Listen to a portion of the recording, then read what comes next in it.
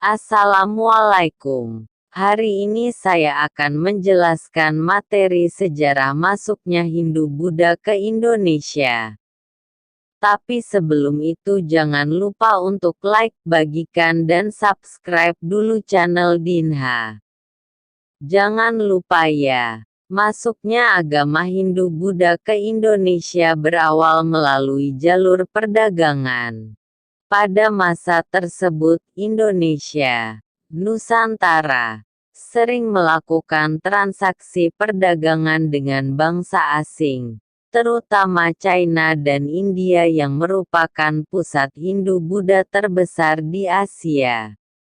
Alhasil, terjadilah asimilasi budaya, sehingga lambat laun, para pedagang tersebut mengajarkan agama Hindu-Buddha ke Indonesia. Karena perbedaan budaya yang tidak terlalu mencolok antar bangsa Indonesia dan bangsa India, maka agama Hindu-Buddha mudah diterima tersebar luas di masyarakat. Terdapat berbagai teori mengenai masuknya Hindu-Buddha ke Indonesia. Teori masuknya Hindu-Buddha ke Indonesia yang dikemukakan para ahli sejarah umumnya terbagi menjadi dua pendapat.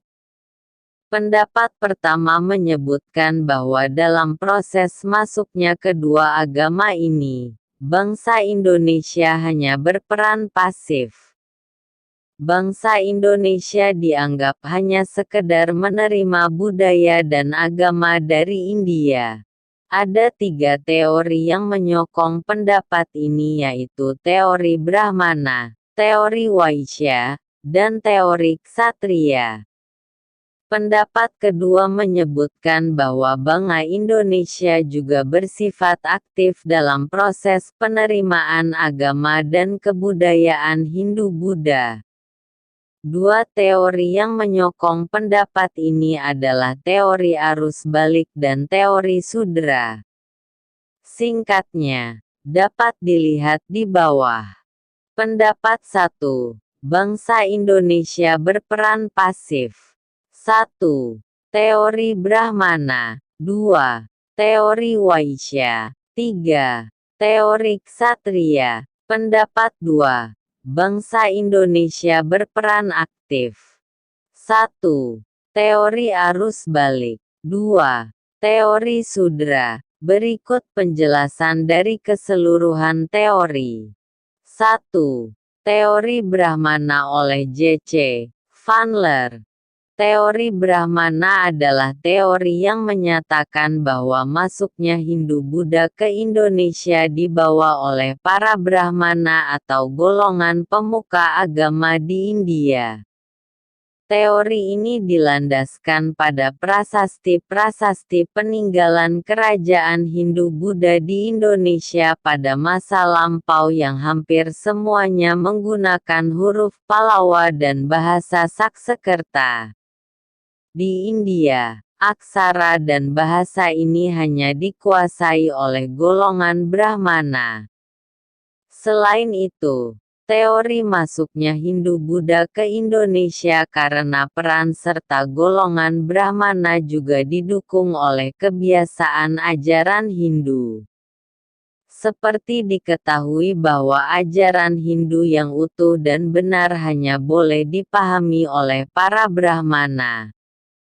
Pada masa itu, hanya orang-orang golongan Brahmana lah yang dianggap berhak menyebarkan ajaran Hindu.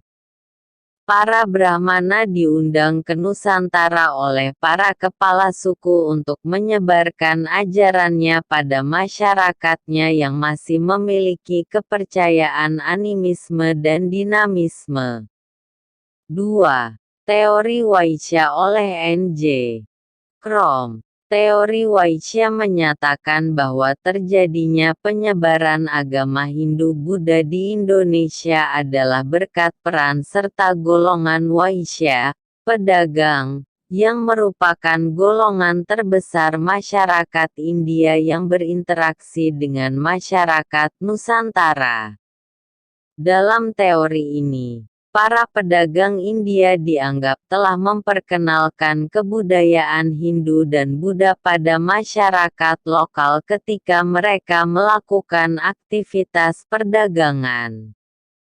Karena pada saat itu pelayaran sangat bergantung pada musim angin, maka dalam beberapa waktu mereka akan menetap di Kepulauan Nusantara hingga angin laut yang akan membawa mereka kembali ke India berhembus.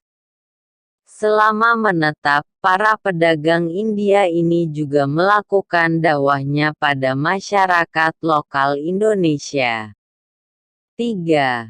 Teori Ksatria oleh C.C. Berg, Mukherjee, dan J.L. Moens. Dalam teori ksatria, penyebaran agama dan kebudayaan Hindu-Buddha di Indonesia pada masa lalu dilakukan oleh golongan ksatria.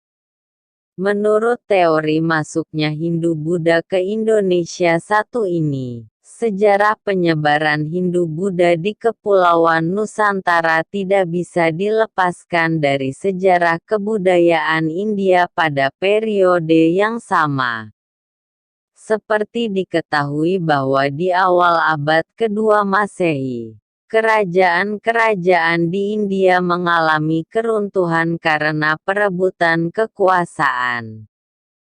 Penguasa-penguasa dari golongan ksatria di kerajaan-kerajaan yang kalah perang pada masa itu dianggap melarikan diri ke Nusantara. Di Indonesia mereka kemudian mendirikan koloni dan kerajaan-kerajaan barunya yang bercorak Hindu dan Buddha. Dalam perkembangannya, mereka pun kemudian menyebarkan ajaran dan kebudayaan kedua agama tersebut pada masyarakat lokal di Nusantara. 4. Teori arus balik nasional oleh F.D.K. Bos. Teori arus balik menjelaskan bahwa penyebaran Hindu-Buddha di Indonesia terjadi karena peran aktif masyarakat Indonesia di masa silam. Menurut Bos, pengenalan Hindu-Buddha pertama kali memang dibawa oleh orang-orang India. Mereka menyebarkan ajaran ini pada segelintir orang, hingga pada akhirnya orang-orang tersebut tertarik untuk mempelajari kedua agama ini secara langsung dari negeri asalnya, India.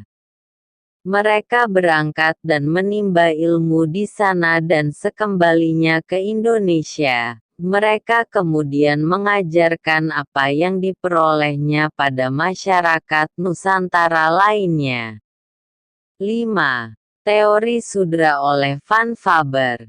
Teori Sudra menjelaskan bahwa penyebaran agama dan kebudayaan Hindu-Buddha di Indonesia diawali oleh para kaum Sudra atau budak yang bermigrasi ke wilayah Nusantara.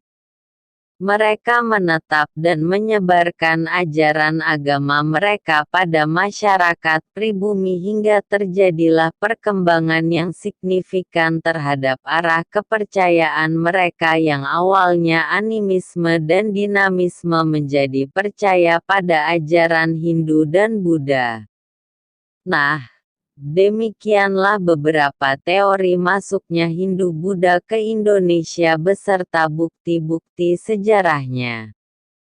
Dari kelima teori tersebut, teori Brahmana yang dikemukakan oleh J.C. Van Leer dianggap sebagai teori terkuat karena ditunjang oleh bukti-bukti yang nyata. Yang manapun teorinya, budaya Hindu-Buddha sangat berpengaruh pada bangsa Indonesia.